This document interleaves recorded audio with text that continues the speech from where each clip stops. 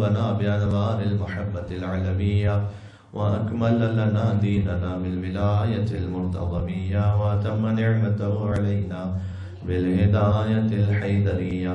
ونصلي ونسلم على الخاتم لما سبق والفاتح لمن غلق والمعلن الحق بالحق، حبيبك وحبيبنا بالقاسم المصطفى محمد. اللهم صل على محمد وعلى آله الطيبين الطاهرين المعصومين المظلومين، سيما بقية الله في الأراضين.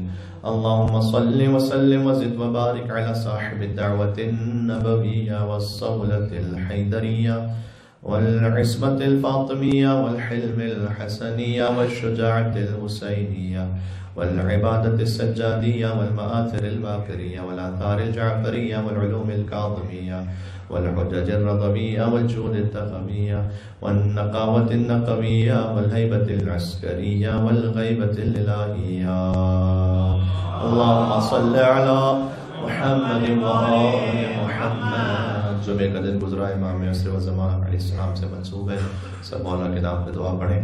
بسم اللہ الرحمن الرحیم. اللہم کن لولیک الحجة ابن الحسن صلواتك عليه وعلى آبائه في هذه الساعة وفي كل ساعة وليا وحافظا وقائدا وناصرا ودليلا معينا حتى تسكنه أرضك طوعا وتمتعه فيها طويلا.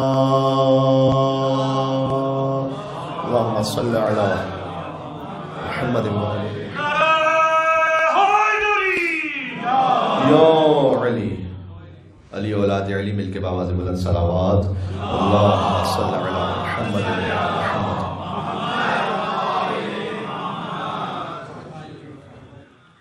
حدیث میں آیا ہے کہ جس مقام پر قرآن کی تلاوت کی جائے وہ مقام اہل آسمان کے لیے آسمان سے زمین پر ایسے ہی روشن دکھائی دیتا ہے جیسے اہل زمین کے لیے آسمان پر ستارے روشن دکھائی دیتے ہیں. جیسے آپ یہاں سے ستاروں کو دیکھتے ہیں تو وہ روشنی محسوس کرتے ہیں، جب آسمان والے زمین پہ دیکھتے ہیں تو اس مقام پر روشنی محسوس کرتے ہیں جہاں قرآن کی تلاوت کی جا رہی ہوتی ہے، جہاں پر قرآن پہ غور و فکر ہو رہا ہوتا ہے. تو انشاءاللہ یقیناً یہ مقام بھی انہی مقامات میں سے ایک ہے جہاں پر قرآن کی تلاوت بھی ہے. قرآن پر جتنا ہمارے امکان میں ہے غور و فکر کرنے کی ہم کوشش کرتے ہیں. جب رمضان ختم ہو جائے، جو کہ چند دنوں بعد رمضان ہم سے ودا ہو جائے گا، ہم نے جمعے کے خطبے میں اس بات کو عرض کیا تھا کہ ودا اس چیز کو کیا جاتا ہے کہ جس کی رسپیکٹ ہو، جس کا احترام ہو، اسے آپ الوداع کہتے ہیں. جیسے ایام عزا کو آپ الوداع کہتے ہیں، جیسے معصومین علیہ السلام کی زیارت پر جاتے ہیں تو الوداعی زیارت پڑھتے ہیں، ویسے ہی ہر سڑک پہ ملنے والے سے جو آپ سے تھوڑی دیر کے لیے ملا ہو آپ اس کو الوداع نہیں کہتے. باقاعدہ الوداع اسے کہا جاتا ہے جس کا احترام ہوتا ہے. تو ماہ رمضان المبارک کا ایک احترام ہے.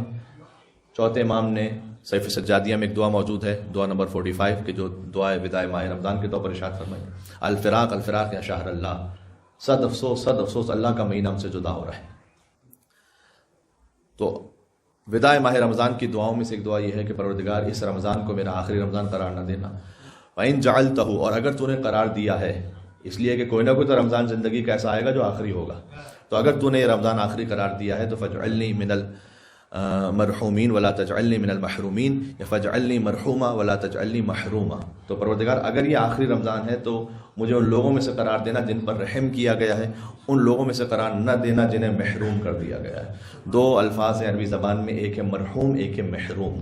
مرحوم کا مطلب جس پر رحم کیا جائے، محروم کا مطلب کہ جسے محروم کر دیا جائے، جسے وہ چیز نہ دی جائے. تو پروردگار مجھے مرحومین میں سے قرار دینا. یہ مرحومین کا مطلب یعنی کہ مجھے جلدی سے موت آ جائے، وہ بھی اللہ تعالیٰ کے اگر اس کی راہ پر ہے تو اس میں کوئی حرج نہیں ہے. کہنے کا مقصد ہے کہ مرحوم کو مرحوم کہتے ہیں اس لیے کہ اس پر ہم امید رکھتے ہیں اللہ تعالیٰ نے رحم کیا اس پر، اس لیے ہم کہتے ہیں مرحوم فلاں جو دنیا سے چلے گئے، اللہ کی رحمت میں چلے گئے. ایک اور حدیث سناتا ہوں، اس کے بعد کچھ آیتوں کو آگے اور آپ کے سامنے عرض کرتے ہیں. ہم سب جنت کے مشتاق ہیں، لیکن جنت 4 لوگوں کی مشتاق ہے. یہ حدیث کئی انداز سے آئی ہے. بعض حدیثوں میں نام ذکر ہے کہ جنت کن کی مشتاق ہے. اس کا مطلب یہ ہے کہ وہ خود اس عالی ترین مقام پر ہیں کہ خود ان کی جنت مشتاق ہے، جس میں سب سے افضل علی ابن ابی طالب علیہ السلام ہے، مولا حسن اور امام حسین.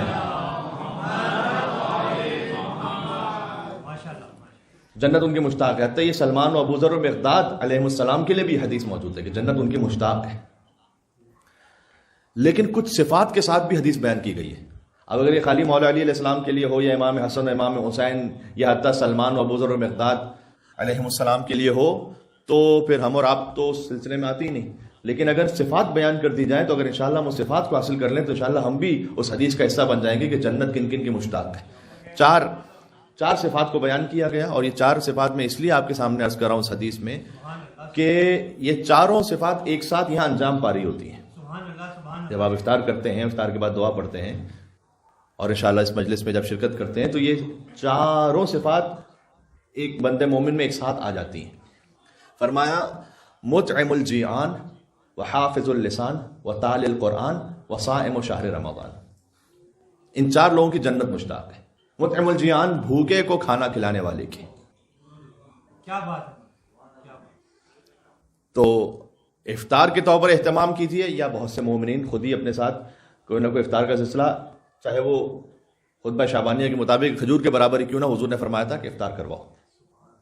تو مطعم الجیعان، اگر ایک شخص ہے کہ جو بھوکا ہے، اس کو کھانا کھلانا، اس کھانا کھلانے والے کے لیے جنت مشتاق ہوتی ہے. وحافظ اللسان، اپنی زبان کی حفاظت کرنے والا، زبان سے جو کچھ آئے وہ نہ کہہ دے. تو کم از کم اس پریمیسس میں کہیں بھی کسی مقدس مقام پر ہوتے ہیں تو ہو سکتا ہے کہ باقی کچھ مقام پر انسان بے احتیاطی کر جائے، لیکن یہاں احتیاط کرتے ہیں. اکثر لوگ احتیاط کرتے ہوں گے انشاءاللہ، امید ہے. تو حافظ اللسان، اگر کوئی اپنی زبان کی حفاظت کرنے والا ہے تو خود بخود جنت اس کی مشتاق ہو جاتی. وتال القرآن، قرآن کی تلاوت کرنے والا. وصائم شہر رمضان، اور ماہ رمضان کا روزہ رکھنے والا. یہ 4 وہ ہیں، بھوکے کو کھانا کھلانے والا، زبان کی حفاظت کرنے والا، اور قرآن کی تلاوت کرنے والا، اور رمضان کا روزہ رکھنے والا. ان 4 صفات کے حامل شخص کی جنت مشتاق ہے. اللہ سبحانہ و تعالی ہمیں ان افراد میں سے قرار دے انشاءاللہ سے. تو اب قرآن کی تلاوت میں اس پر افلا یتدبرون القرآن ام علی قلوب اقفالها، تم قرآن پہ تدبر کیوں نہیں کرتے؟ کیا تمہارے سینوں پر تالے پڑ گئے ہیں؟ یہ اللہ تعالیٰ نے قرآن میں کہا ہے. یعنی قرآن پڑھو، اس پہ تدبر بھی کرو. مولا کائنات کے سامنے جب جنگ صفین میں قرآن نمائش نو کے نیزہ پر بلند کر دی گئی تو مولا علی علیہ السلام نے فرمایا تھا کہ اگر یہ قرآن ہو بھی سامنے تو وہ قرآن صامت ہے، میں قرآن ناطق ہوں، اور میں تم سے یہ کہہ رہا ہوں کہ قرآن انہوں نے فقط بلند کر دیا ہے، قرآن ابھی ان کے دل میں اترا نہیں ہے، قرآن ابھی ان کے سینوں میں اترا نہیں ہے. قرآن اس کے سینے میں اترتا ہے جس کے سینے میں اہل بیت علیہ السلام ہوتا ہے، وہاں قرآن اترتا ہے. اس لیے قرآن اہل بیت یکجا ہے، کبھی جدائی نہیں ہو سکتی ان میں. تو اس لیے ہم قرآن کی آیتوں کو کچھ پڑھتے ہیں اور اس پہ بقدر امکان تھوڑا سا غور و فکر بھی کرنے کی کوشش کرتے ہیں اپنی زندگی کے لیے. مجھ سے ایک برادر مومن نے پوچھا، چونکہ واقعہ آپ جانتے ہیں کہ حضرت موسیٰ علیہ السلام اور فرعون کے دربار کا واقعہ ہے، تو شاید انہوں نے کل کی مجلس مس کر دی ہو، تو انہوں نے مجھ سے پوچھا کہ مولانا وہ اژدہا بالآخر نکل گیا کہ نہیں نکلا؟ تو وہ اساس اژدہا بالآخر بنا کہ نہیں بنا؟ تو وہ جی بن گیا بالکل، اور اس نے نگل بھی لیا دوسری رسیوں کو، تو بات یہاں تک پہنچ گئی.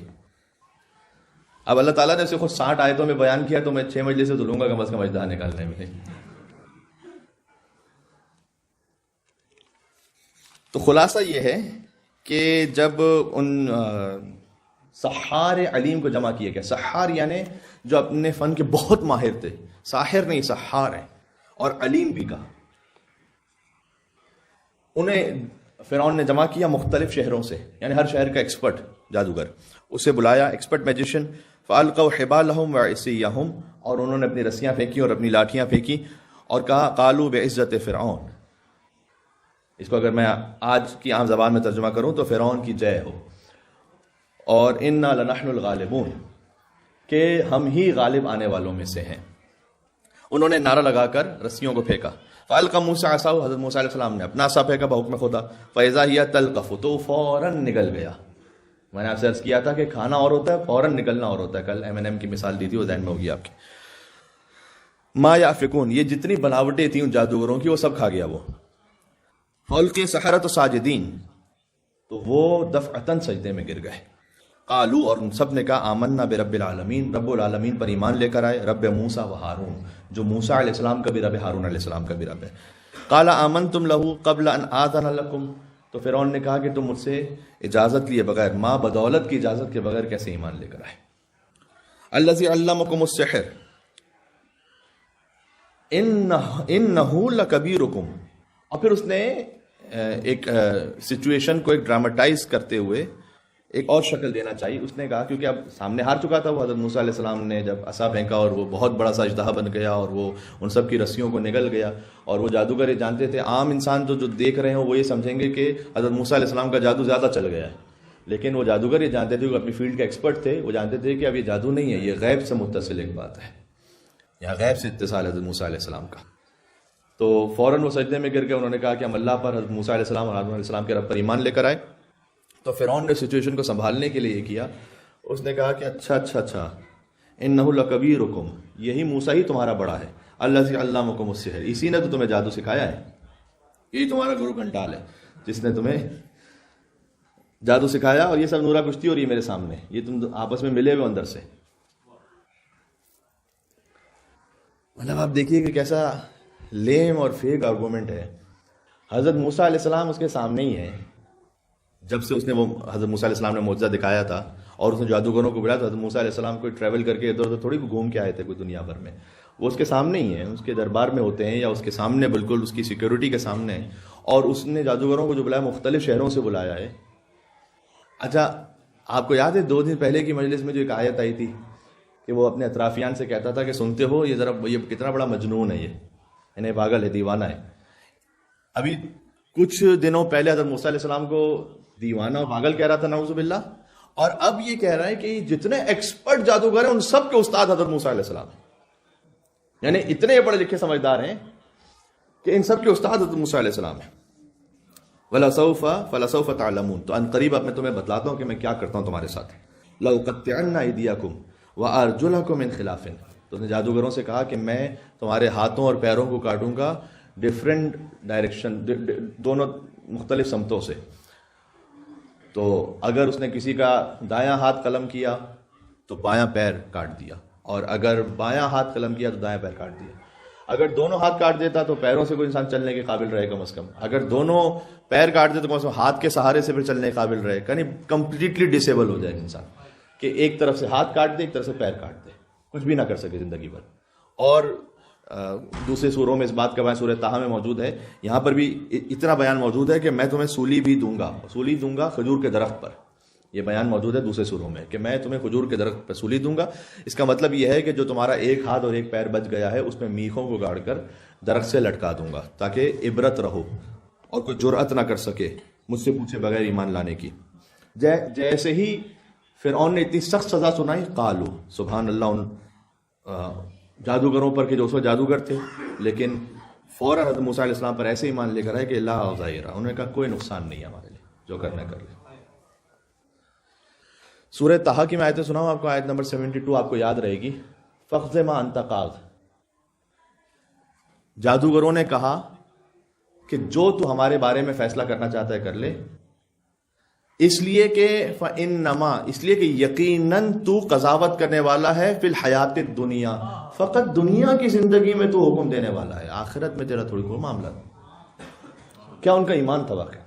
جو کرنا ہے فیصلہ کر لے، تیرا حکم یہاں دنیا میں چل جائے گا بس. اب آپ سوچیے، اللہ سبحانہ و تعالیٰ نے، یہ میں آپ سے، میرے جو دوست عزیز داہنے باہنے یوتھ بیٹھے ہوئے ہیں اور آن لائن جو دیکھ رہے ہیں میرے ساتھی، میں آپ سب کے لیے اپنے لیے ایک بات کہنا چاہتا ہوں. اللہ سبحانہ و تعالیٰ نے انسان میں پوٹینشیل ذرا سوچیں کیا رکھا ہوا ہے. وہ جادوگر کے جو 10 منٹ پہلے اتنے بڑے کافر تھے کہ فرعون کی عزت کی قسم کھا رہے تھے، وہ 10 منٹ بعد اتنے بڑے مسلمان تھے کہ وہ فرعون سے یہ کہتے ہیں کہ انا الی ربنا منقلبون، ہم اپنے رب کی طرف واپس پلٹیں گے. ہم تو اس بات کی امید رکھتے ہیں کہ اللہ تعالیٰ ہماری گزشتہ گناہوں کو بس معاف فرما دے، خطاؤں کو. ان کننا اول المؤمنین، ہم تو مومنین میں سے اول ہوں گے جو موسیٰ پر ایمان لے کر آئے. سبحان اللہ. ایک مل کے صلوات بھیجے، میں تھوڑا سا اور بیان کرتا ہوں. اللہم صلی علی.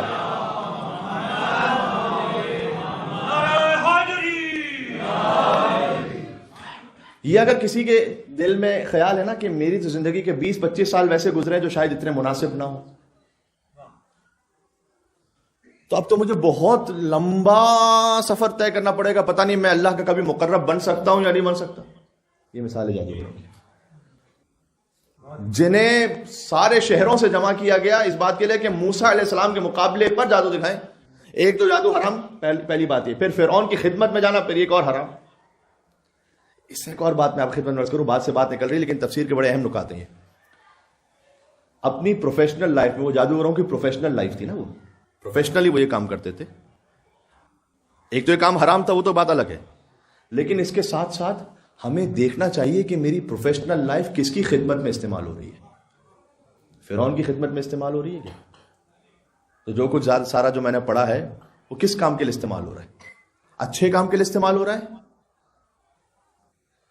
یا کہیں کسی شیطانی کام کے لیے استعمال ہو رہا ہے؟ آپ نے اگر آئی ٹی کو پڑھا ہے، آپ نے اگر سوشل میڈیا کو پڑھا ہے، تو اس میں آپ بہت اچھے کام بھی کر سکتے ہیں اور بہت سارے شیطانی کام بھی ہو سکتے ہیں. پیسہ بہت ہے اس میں. میں نے آپ سے مثال دی تھی کہ آپ ٹک ٹاک پر کوئی الٹی سیدھی ویڈیو بنا کے ڈالیے تو 2 دن میں آپ وائرل ہیں پوری دنیا میں اور شہرت ہے بڑی. تو آپ کا جو فن ہے، فن اردو والا فن، تو آپ کو اللہ تعالیٰ نے جو ہنر عطا کیا ہے وہ کس کی خدمت میں استعمال ہوتا ہے؟ اگر کوئی یہاں ماشاءاللہ ہمارے ڈاکٹر صاحبان تشریف فرما ہوتے ہیں، میں ان کی مثال اس لیے دے رہا ہوں کہ سامنے کی مثال ہے، اور بھی بہت سارے ایسے مومنین ہیں کہ مثلا اللہ تعالیٰ نے ایک ہنر عطا کیا، ایک علم عطا کیا ہے، وہ اگر انسانیت کی اور خاص طور پر صاحبان ایمان کی خدمت میں استعمال ہو رہا ہے تو اس سے بڑھ کر تو پروفیشن کی کوئی قدر ہو نہیں سکتی. اس سے بڑھ کے تو اچھا کوئی کام ہو نہیں سکتا. بات واضح ہو رہی ہے؟ تو وہ جادوگروں کا جو علم تھا وہ پہلے فرعون کی خاطر استعمال ہو رہا تھا. انہوں نے احساس کیا کہ نہیں، اور انسان میں اللہ سبحانہ و تعالیٰ نے اتنا زیادہ پوٹینشل رکھا ہے کہ وہ چند لمحوں میں بدترین کافر سے اول مسلمین بن جائے.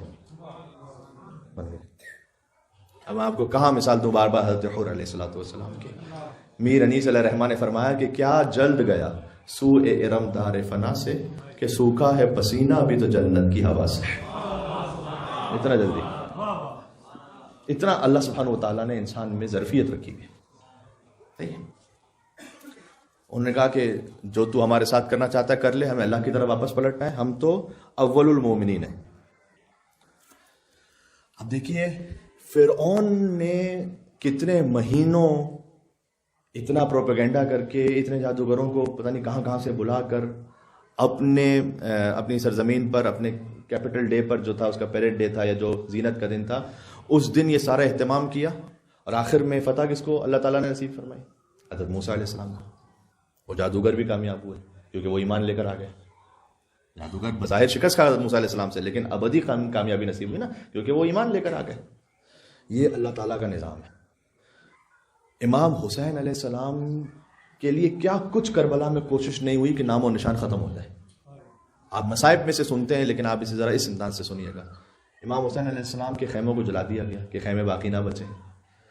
ان کے لاشیں کو پامال بلکہ پیس دیا گیا. روایتوں میں تو یوں ہے کہ لاشیں بھی نہ بچے. ان کی قبر پر کا حل چلاؤ اور فصلیں اگاؤ تاکہ قبر بھی نہ بچے. اللہ تعالیٰ نے چاہا کہ حسین کا نام زندہ رکھے گا اور ساری دنیا مل کر آ جائے. تو حدیث میں آیا، امام اسلام نے فرمایا کہ اگر کوئی کربلا کی خاک پر سجدہ کرے تو نماز کی قبولیت کی علامت میں سے. یہ بڑی لطیف حدیث ہے، سنیے گا. نماز کی قبولیت یا تو اس طرح سے ہوگی کہ آپ کی توجہ بالکل نماز پہ رہے تو انشاءاللہ نماز قبول ہے.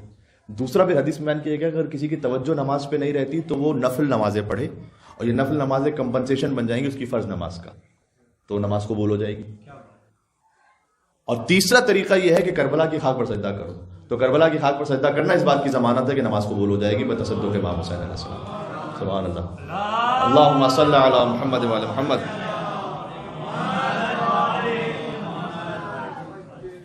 اس لیے میں آپ سے عرض کروں گا کہ آپ یہ فکر نہ کریں کہ لوگ آپ کی کوئی ابھی قدر کرتے نہیں کرتے, کون آپ کے کام کو دیکھتا ہے کون نہیں دیکھتا. آپ اللہ کی خاطر کرتے جائیں. اللہ تعالیٰ نے زندہ رکھنا ہے تو زندہ رکھے گا. قبر پہ کوئی حل بھی چلائے گا تب بھی اللہ تعالیٰ اس نام کو ایسے زندہ رکھے گا. اس کی قبر کی خاک تلاش کرنے کے لیے لوگ ہر طرف سے آئیں گے, اللہ تعالیٰ زندہ رکھے گا. جب یہ سب کچھ ہو گیا تو اب فرعون سب سے پہلا کام کیا کرے گا؟ وہ ان جادوگروں کو سولی دے گا تاکہ عبرت کا نشان بنائے, تاکہ کسی اور میں جرأت نہ ہو. اور اس کے بعد دوسرا کام یہ کرے گا کہ اب حضرت موسیٰ علیہ السلام کو یقیناً وہ قتل کرنا چاہے گا. تو اللہ تعالیٰ نے اس وقت وحی کی. پھر وَأَوْحَيْنَا إِلَىٰ مُوسَىٰ أَنْ أَسْرِ بِعِبَادِي, ہم نے موسیٰ علیہ السلام کی طرف وحی کی کہ اب راتوں رات میرے بندوں کو یعنی بنی اسرائیل کو لے کر چلے جاؤ. إِنَّكُمْ مُتَّبَعُونَ, اور یاد رکھو کہ اب فرعون تمہارے پیچھے آئے گا. تب صورتحال یہ ہے کہ چند دن گزرے جس میں ان میجیشینز کو سولی دی جا چکی ہے اور لوگوں کو بڑا سخت خوف و ہراس ہے. اللہ تعالیٰ نے ایک رات حضرت موسیٰ علیہ السلام کی طرف وحی کی کہ آپ رات کو نکلیے اب بنی اسرائیل کو لے کر. بنی اسرائیل تقریباً 6 لاکھ. فرعون کا ارادہ کیا ہے؟ اس کا ارادہ یہ ہے کہ انہیں میں پکڑوں گا. انکم متبعون فارسل فرعون فی المدائن حاشرین, اس نے پہلے ہی اپنے شہر میں ریکروٹرز کو بھجوا دیا ہے اس بات کے لیے کہ اب سب قبطیوں کو جمع کرو, یعنی جو فرعون کی قوم سے ہیں ان سب کو جمع کرو. اور اب ہمیں چونکہ لاجک سے وہ ہار چکا ہے تو اب جب لاجک نہیں رہتی تو پھر ہے طاقت.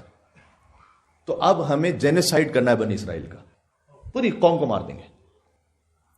کوئی بات نہیں, وہ ہمارے لیے چیپ نہیں بلکہ فری لیبر ہے, لیکن اس وقت یہ میری کنگڈم کے لیے خطرہ ہے, تو میسیکر کرو سب کو. ان هؤلاء لشرذمۃ قلیلون, اور وہ یہ کہتا تھا کہ یہ تو قلیل سی قوم ہے. آج کتنا آسان ہے نا, کہیں پر بمبارڈمنٹ ہوتی 10,000 لوگ مارے جاتے ہیں, کہتے 200 لوگ مارے گئے. کون جا کے دیکھنے والا ہے, کون پوچھنے والا ہے؟ جنہوں نے افغانستان میں اور عراق میں اور لیبیا میں ہنڈریڈز اینڈ تھاؤزنڈز لوگوں کو مار دیا, آج ان کو بھی کوئی on international media mainstream media پہ ان کو تو کوئی ٹیررسٹ نہیں کہتا نا, اس لیے کہ وہ کہتے ہیں کہ یہ تھوڑے سے اس لیے ہم نے مار دی, ہمیں اصل تو ٹیررسٹ مارنے تھے, تو یہ کولیٹرل ڈیمیج تھا. تو اس نے کہا کہ یہ جو ہے وہ تھوڑے سے ہیں, ان کو مار دو اس لیے کہ اس میں کچھ شر کرنے والے ہیں. وَإِنَّهُمْ لَنَا لَغَائِظُونَ, اور یہ بڑا اس کا یہ ہم سب کا دل جلاتے ہیں. یعنی یہ کہ یہ جو باتیں کرتے ہیں یہ ہمارے لیے ہمیں بڑی بری لگتی ہیں, ہرٹ ہوتی ہیں, ہمارے نیشنل انٹرسٹ کے خلاف ہے. وَإِنَّا لَجَمِيعٌ حَاذِرُونَ, ہم سب الرٹ ہیں, ہم کو چھوڑیں گے نہیں. فَأَخْرَجْنَاهُم مِّن جَنَّاتٍ وَعُيُونٍ, اللہ تعالیٰ کا منصوبہ یہ تھا کہ جب یہ حضرت موسیٰ علیہ السلام اور بنی اسرائیل کے پیچھے آئیں گے تو یہ سارے فرعونی اللہ تعالیٰ انہیں ان کے باغوں اور چشموں سے اب نکال دے گا. اب جب جاؤ گے نا پیچھے تو واپس نہیں پلٹ کر آنے والے. تو وَكُنُوزٍ وَمَقَامٍ کریم, اور خزانوں اور عمدہ مکانوں سے ہم نکال دیں گے. کذالک, ایسا ہی ہوا. وَأَوْرَثْنَا بَنِي اسرائیل, اور ہم نے بنی اسرائیل کو پھر وارث بنایا. جو غلام قوم تھے, ہم نے ایک دن کا معاملہ یہ ہوا کہ ہم نے بنی اسرائیل کو وارث بنا دیا اور فرعونیوں کو ان کے مقام سے اور ان کے عمدہ مکانوں سے خزانوں سے باہر نکال دیا. یہ ہوا کیسے؟ یہ ہوا ایسے کہ فَأَتْبَعُوهُم مُشْرِقِينَ, فرعونی ان کا تعاقب کرتے ہوئے نکلے دن میں. تو اللہ تعالیٰ نے حضرت موسیٰ علیہ السلام کو وحی کی تھی کہ آپ آدھی رات میں نکل جائیں. ان کو دن میں پتا چلا کہ بنی اسرائیل حضرت موسیٰ علیہ السلام کے ساتھ نکل گئے. کہاں؟ دریا کی طرف نکل گئے. تو حضرت موسیٰ علیہ السلام کے ساتھ اتنی بڑی پاپولیشن ساتھ میں چل رہی ہے, اس میں عورتیں بھی ہیں, بچے بھی ہیں, ان کا سامان بھی ہوگا, سب کچھ. وہ آہستہ آہستہ تھوڑا سا چل رہے ہیں آگے, اور وہ دریا کے قریب پہنچے. انہیں دن کے وقت جب یہ اٹھے تو انہیں لگا کہ یہ تو پوری بنی اسرائیل کی قوم حضرت موسیٰ علیہ السلام کے ساتھ نکل گئی ہے کہیں. تو کہاں نکلی, ذرا تلاش کرو. جب پتا چلا کہ اچھا بھائی وہ تو دریا کی طرف گئے ہیں آگے. اب یہ پیچھے پیچھے دوڑے. یہاں پہ بات آج میں ختم کروں گا, زیادہ تفصیلی گفتگو نہیں. فلما ترا الجمعان, حضرت موسیٰ علیہ السلام کی قوم کو ڈسٹ محسوس ہوئی دور سے کہ اب کوئی آ رہا ہے پیچھے. ان کے پاس تلواریں ہیں, ان کے پاس تیر ہیں, ان کے پاس گھوڑے ہیں, جو بیسٹ اکوپمنٹ ہے سب موجود ہے ان کے پاس. یہ نہتیں کچھ بھی نہیں ان کے پاس. قال اصحاب موسیٰ, حضرت موسیٰ علیہ السلام کے اصحاب نے کہا انا لمدرکون. اب مجھے تھوڑا سا اس کا سلیس ترجمہ کرنے دیں. پھنسا دیا نا آپ نے، تو پھنسا دیا. تو حضرت موسیٰ علیہ السلام کے جو اصحاب تھے، اصحاب کا لفظ یہاں موجود ہے، اصحاب موسیٰ یہ کہہ رہے ہیں کہ انا لمدرکون، اب تو گئے. یعنی اب تک ابھی نبی پہ پورا یقین نہیں آیا. حضرت موسیٰ علیہ السلام کیا کہتے ہیں بھائی انگلش میں، کول ایز اے کوکمبر، ایسے ہی کہتے ہیں نا. تو انہوں نے کہا قال کلا، حضرت موسیٰ علیہ السلام کچھ نہیں ہونے والا، سکون سے. تو بھائی کیا آگے سمندر ہے، سمندر بند ہے، پیچھے فرعون کا لشکر ہے، کچھ نہیں ہونے والا کیا مطلب ہے؟ ان معی ربی سیہدین، میرا رب میرے ساتھ ہے، اس لیے کہہ رہا ہوں کہ کچھ نہیں ہونے والا. سیہدین، ان قریب وہ مجھے راہ بتلائے گا کہ کیا کرنا ہے. کیا توکل ہے حضرت موسیٰ علیہ السلام کا. میں آپ کو آج کے زمانے کی مثالیں بھی دے سکتا ہوں. صدام کے زمانے کی بات ہے کہ ایک عالم دین تھے، ان کے لیے سزا سنائی گئی کہ یا آپ کو تبعید کیا جائے گا، یعنی ایگزائل میں آپ کو رہنا ہوگا، یا آپ کو امپریزن رہنا ہوگا، اور یا آپ کو اب ہم قتل کی سزا سنائیں گے. تو انہوں نے جواباً یہ کہا کہ اگر جلا وطن کرو گے تو فسیاحتن، وہ سیاحت ہے، اللہ تعالیٰ کی زمین پر گھومنے پھرنے کا موقع ملے گا، جو مکذبین ہیں ان کی عاقبت دیکھنے کا موقع ملے گا. اگر زندان میں ڈالو گے فراحتن، تو وہاں راحت ہے، دنیا کے غموں سے آزاد رہوں گا.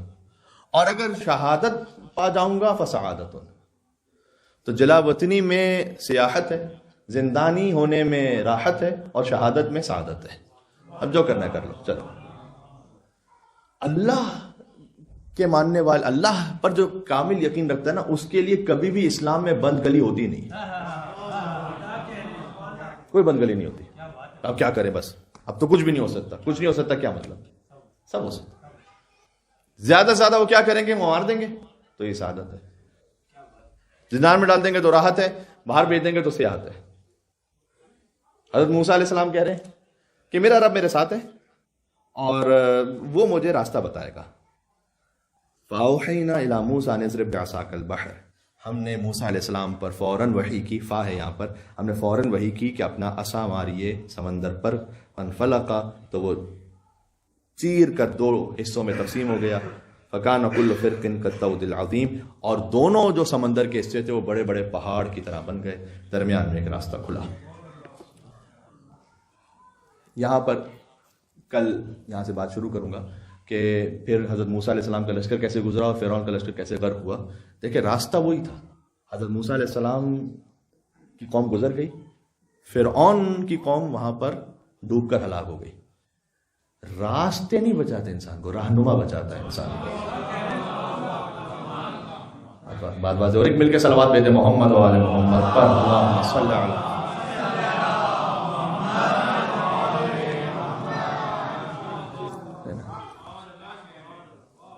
بظاہر دونوں کا راستہ سیم ہے، لیکن دونوں کا لیڈر الگ الگ ہے. ہو سکتا ہے دونوں کی، میں اب آج کی مثال دے رہا ہوں، دو شخصوں کی عبادتیں ایک جیسی ہوں، دونوں کا رہبر الگ الگ ہے. ایک ڈوب کر ہلاک ہو جائے گا، ایک پار ہو جائے گا، اس لیے کہ دونوں کا رہنما امام الگ الگ ہے. اگر امام موسیٰ علیہ السلام ہے وہ لے کر نکل جائیں گے. اگر فرعون کو امام بنایا ہوا ہے، یہاں پر میں عرض کر دوں کیا بنی اسرائیل میں سے سارے ہی بہت اچھے تھے کیا؟ جو سارے اچھے تھے تو پھر یہ کیوں کہہ رہے تھے کہ اے موسیٰ آپ نے تو پھنسوا دیا ہمیں؟ بنی اسرائیل میں سارے اچھے نہیں تھے. اچھا فرعونیوں میں سے سارے ایسے ہوں گے جو قتل کرنے والے ہوں گے اس کی قبطیوں میں سے؟ ضروری نہیں، ایسا بھی نہیں ضروری. لیکن چونکہ امام اپنا صحیح منتخب کیا تھا انہوں نے، وہ بالآخر نکل جائیں گے. اگر امام غلط منتخب کیا ہے تو انڈیویجول عادتیں بڑی اچھی بھی ہوں، کہیں نہ کہیں ڈوب کے ہلاک ہو گے، جاؤ گے. تو سوچ سمجھ کر اپنا رہبر رہنما منتخب کیجیے. اللہ تعالیٰ ہماری عاقبت بخیر فرمائے، اختتام ہمارا خیر پر ہو انشاءاللہ. دیکھیں بس عزیزان گرامی، میں آپ جوانوں سے عرض کرنا چاہتا ہوں کہ رمضان کے بعد ایک تھوڑا سا روڈ میپ بھی تو ہونا چاہیے نا کہ آگے یہاں سے کیسے بڑھیں. رمضان کو الوداع کہہ رہے ہیں، اسلام کو الوداع نہیں کہہ رہے کہ خدا حافظ اسلام، سی یو نیکسٹ ایئر. یہ نہیں ہو رہا. تو کچھ نہ کچھ جو رمضان کا اثر ہے نا وہ جاری رہنا چاہیے. ایک جگہ میں نے اچھی بات پڑھی، رمضان میں شیطان اللہ تعالیٰ بند کر دیتا ہے تو رمضان سب سے اچھا موقع ہوتا ہے اپنے آپ کو چیک کرنے کے لیے کہ میرے اندر کتنی شیطانیت ہے، کیونکہ شیطان تو باہر سے بہکا نہیں رہا. اب جو کچھ کر رہا ہوں وہ میں خود اپنے نفس کی وجہ سے کر رہا ہوں. تو میں خود کہاں سٹینڈ کرتا ہوں. رمضان اچھا سمجھنے کا موقع ہے. یہ عذر نہیں ہو سکتا کہ شیطان نے بہکا دیا تھا. تو اب جو کچھ رمضان میں اللہ سبحانہ و تعالیٰ نے کچھ نور ہدایت عطا کی، اس کو جاری کیسے رکھیں، اس میں ایک روڈ میپ ہونا چاہیے تھوڑا سا. وہ یہ کہ آپ کم از کم امام حسین علیہ السلام کی حدیث کے مطابق اگر 10 آیتوں کو پڑھیں گے تو اللہ تعالیٰ آپ کو غافلین میں نہیں لکھے گا. منیمم شروع کرتے ہیں 10 آیتیں. 10 آیتیں آپ روزانہ پڑھیں. یہ میں رمضان کے بعد کی بات کر رہا ہوں. رمضان میں تو انشاءاللہ اور جتنا پڑھ سکتے ہیں پڑھیں، لیکن 10 آیتوں کو اگر آپ پڑھیں گے انشاءاللہ تو اللہ تعالیٰ غافلین میں نہیں لکھے گا. تو آپ 10 آیتوں کو پڑھیں، اس کا ٹرانسلیشن دیکھیں، اور اگر اس حوالے سے کوئی اچھے سے ایک با ایمان عالم دین کی گفتگو مل سکتی ہے تو وہ سن لیں. یہ امیر المومنین کا حکم ہے نہج البلاغہ میں کہ مولا نے فرمایا کہ یہ کتاب اللہ ہے، فاستنطقوہ، اس سے درخواست کرو کہ یہ تم سے بولے، اس سے درخواست کرو کہ تم سے بولے. اب اگر فرض کیجئے کہ میں اسے ریکویسٹ کر رہا ہوں اللہ سبحانہ وتعالیٰ کی اس کتاب سے، جو کہ زندہ کتاب ہے، کہ میں یہ مجھ سے بات کرے، تو اگر ایک دوست سے میں نے 20 سال تک بات نہیں کی تو تھوڑا تو وقت لگے گا کہ وہ مجھ سے بات کرے. تو فوراً 1-2 دن میں معجزہ نہیں ہونے والا. آپ تھوڑا سا اس پہ وقت دیجیے گا. تو 10 آیتوں کو روزانہ پڑھیں، اللہ تعالیٰ غافلین میں نہیں لکھے گا. اس سے کوئی بڑھ کے جانا چاہتا ہے کہ ہمارا صاحب اس سے بڑھ کر بھی کوئی سٹیپ بتائیے. فرمایا کہ اگر کوئی 50 آیتوں کی روزانہ تلاوت کرے تو اللہ تعالیٰ اسے ذاکرین میں شمار کرے گا. فرمایا اگر 100 آیتوں کی تلاوت کرے تو اللہ تعالیٰ خاشعین میں شمار فرمائے گا. اس طرح سے 200 آیتوں تک، 300 آیتوں تک حدیث آگے ہے. بس اتنا ہی میں رکھوں، کافی ہے کہ 10 آیتیں، 50 آیتیں، 100 آیتیں. ٹھیک ہے، یہ ایک روڈ میپ بھی ہو گیا. اس کا تھوڑا سا آپ ٹرانسلیشن دیکھیں بعد میں انشاءاللہ. قرآن وہ کتاب ہے کہ جس میں محور خدا ہے. باقی جو آسمانی کتابیں ہیں جس میں تحریف ہو چکی ہے اس میں محور طاقت ہے، لذت ہے. کیا مطلب ہے؟ آپ سفر پیدائش، کتاب توریت سفر پیدائش فصل سے گم، اس میں یہ کہ اللہ تعالیٰ آسمان سے اترا حضرت یعقوب علیہ السلام سے کشتی کرنے کے لیے. تو اللہ تعالیٰ کو گرا دیا حضرت یعقوب علیہ السلام نے. اللہ تعالیٰ نے کہا کہ اچھا مجھے تم چھوڑ دو تو تم نبی بن جاؤ اور تم نبی رہو اور میں خدا رہتا ہوں. انہوں نے چھوڑ دیا. یہاں پر طاقت ہے، ایک انسان کے پاس یہ طاقت ہے کہ وہ اللہ کو بھی پچھاڑ دے، نعوذ باللہ. عہد عتیق میں لکھا ہوا ہے کہ حضرت آدم حضرت حوا علیہ السلام سے ترک اولا ہوا تو وہ درخت کے پیچھے چھپ گئے، کیونکہ ان کا لباس اتر چکا تھا تو وہ درخت کے پیچھے چھپ گئے. تو اللہ تعالیٰ نے کہا کہ اے آدم اور اے حوا کہاں ہو تم، مجھے تم نظر نہیں آ رہے ہو. تو اللہ تعالیٰ ڈھونڈتا رہا، حضرت آدم حضرت حوا نظر نہیں آئے. حضرت آدم علیہ السلام نے بعد میں کہا کہ ہم یہاں پر ہیں. ہائیڈ اینڈ سیک جو ہے وہ آپ کو یاد آ گیا میرے خیال میں، اس لیے آپ مسکرا رہے ہیں. تو تحریر شدہ جو کتاب ہے نا، اس میں محور انسان کی اپنی طاقت ہے، یعنی وہ خدا کو بھی چاہے تو اپنے حساب سے مولڈ کر لے، نعوذ باللہ. قرآن میں محور خدا ہے. اللہم انک مالک الملک تعطی الملک من تشاء وتنزع الملک ممن تشاء وتعز من تشاء وتذل من تشاء بیدک الخیر انک علی کل شیء قدیر تولج اللیل فی النہار وتولج النہار فی اللیل وتخرج الحی من المیت وتخرج المیت من الحی وترزق من تشاء بغیر حساب. اللہ تعالیٰ تعالیٰ اللہم صلی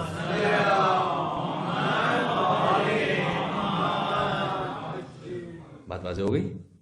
وہاں پر یہاں محور خدا ہے. اللہ تعالیٰ ہمیں خدائی محور پر زندگی گزارنے کی توفیق عطا فرمائے. کسی نے مجھ سے ایک سوال کیا تھا، آئی تھنک کہ سوشل میڈیا پر تھا یا یہاں پر کسی نے پوچھا کہ ہم خانہ کعبہ کا طواف کیوں کرتے ہیں. طواف امام زین علیہ السلام کی حدیث کے مطابق طواف اس لیے اللہ تعالیٰ کرواتا ہے کہ جیسے آج تم بیت اللہ کے گرد گھوم رہے ہو، تمہاری ساری زندگی اللہ کے حکم کے گرد گھومے. خدا محوری ہے. راضی ہوں خدا کے لیے، دوستی کریں خدا کے لیے، دشمنی کریں خدا کے لیے، کسی سے ملاقات کریں اللہ کے لیے. سبحان اللہ. حضرت موسیٰ علیہ السلام سے اللہ تعالیٰ نے کہا کہ اے موسیٰ میرے لیے، حضرت موسیٰ علیہ السلام کا واقعہ جاری ہے نا، اے موسیٰ تم نے میرے لیے کیا کام کیا؟ کہ پروردگار میں تیرے لیے صدقہ دیا. روایت کا مفہوم ہے، فرمایا کہ وہ تو تم نے اپنی بلاؤں کو دفع کرنے کے لیے دیا، میرے لیے کیا کیا؟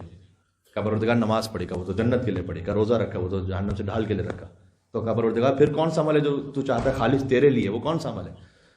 تو کہا اے موسیٰ کبھی میرے لیے کسی سے دوستی کی ہے اور خالص میرے لیے دشمنی کی ہے؟ صرف میری خاطر ہے، یہ صرف میرے لیے. پڑھ لینا آسان ہے اور سن لینا آسان ہے کہ انسان کی زندگی کا محور خدا بن جائے. والدین سے محبت ہے خدا کی خاطر، بچوں سے محبت ہے خدا کے حکم کی خاطر،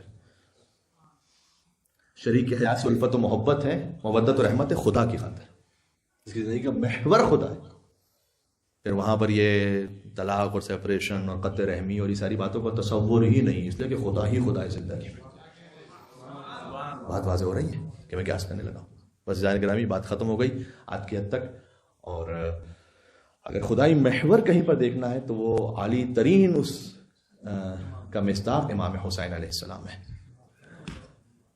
ظالموں نے کوشش کی، میں نے آپ سے بھی کہا کہ امام حسین علیہ السلام کے خیموں کو جلاؤ، ان کے لاشوں کو پامال کر دو اور ان کی قبر پر زراعت فصل اگا دو. آج کسی شہید کے اتنے عاشق نہیں جتنے امام حسین علیہ السلام کے. سبحان اللہ.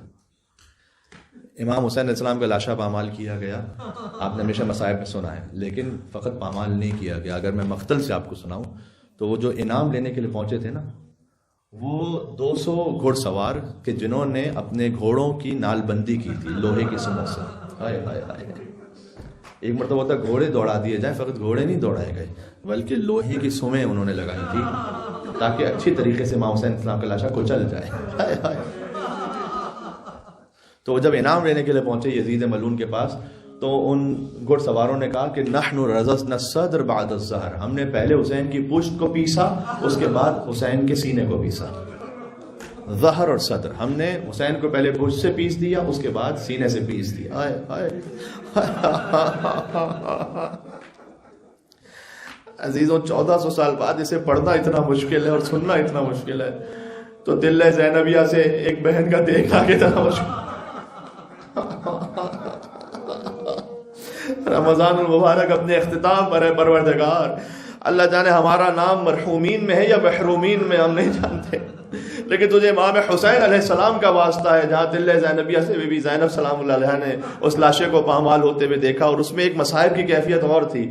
آپ جانتے ہیں نا کوئی بھی مصائب امام حسین علیہ السلام کی اس کی تو کوئی مثال ہی نہیں ملتی، لیکن خاص طور پر یہ مصیبت اس لیے کہ اگر ایک مصیبت اوروں پر بھی آئی ہو تو پھر ایک دل کو تسلی آ جاتی ہے کہ سبھی پر ایک مصیبت آئی ہے، مصائب آئے، لیکن یہ وہ منحصر بے فرد مصائب ہیں امام حسین کے. اس لیے کہ حبیب ابن مظاہر کا قبیلہ آگے بڑھا اور اس نے کہا کہ نہیں، ہم حبیب کا لاشا نہیں پامال ہونے دیں گے. تو ہمارے ساتھ نے کہا جاؤ حبیب کا لاشا لے کر چلے.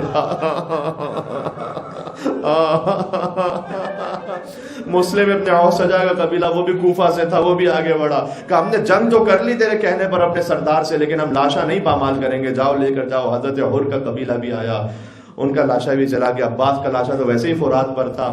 اور بنی ہاشم کے لاشوں میں سے بھی کچھ ایسے عزیز تھے کہ جن کا تعلق بنتا تھا ان کی ماں کے حوالے سے کچھ اور یزید کے لشکر کے قبیلے والوں کے ساتھ، لیکن وہ اب عبداللہ الحسین علیہ السلام کی طرف تھے. اب میں مثالیں آپ کو دوں گا تو بات طویل ہو جائے گی، فقط میں نے سمجھانے کے لیے آپ سے کہہ دیا.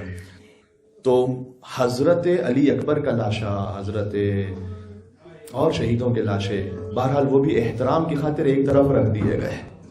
تو ایک بہن تھی جو دیکھ رہی تھی کہ شاید کوئی ایک سید کا لاشا اٹھانے والا بھی آ.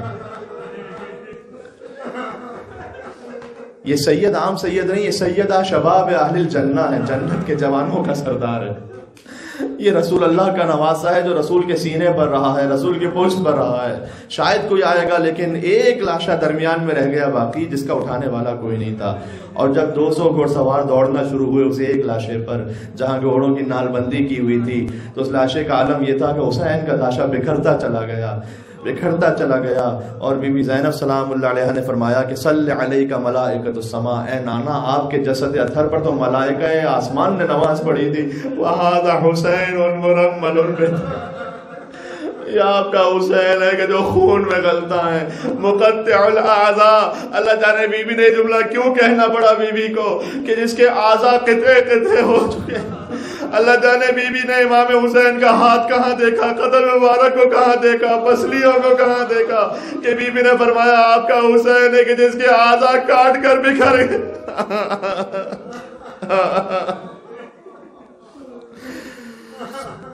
ان نجیبوں نے حسین کے لاشے کا یہ عالم کر دیا کہ بیٹی پہنچی تو پہچان نہ سکی باپ کے لاشے.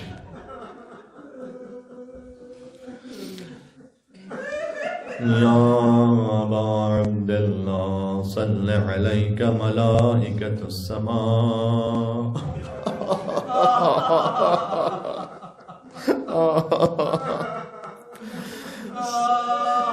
صلی اللہ علیہ ابن الزہراء، اے زہرا کے فرزند آپ پر سلام.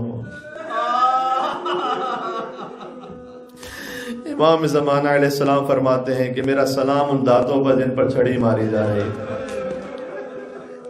میرا سلام ان اعضاء پر جنہیں کاٹ کر، اور ان سروں پر جنہیں کاٹ کر نو کے نیزہ پر بلند کیا گیا. یا اللہ صلی علیک یا ابن امیر المؤمنین، اللہم اجعلنی عندک وجیہا بالحسین فی الدنیا والآخرہ.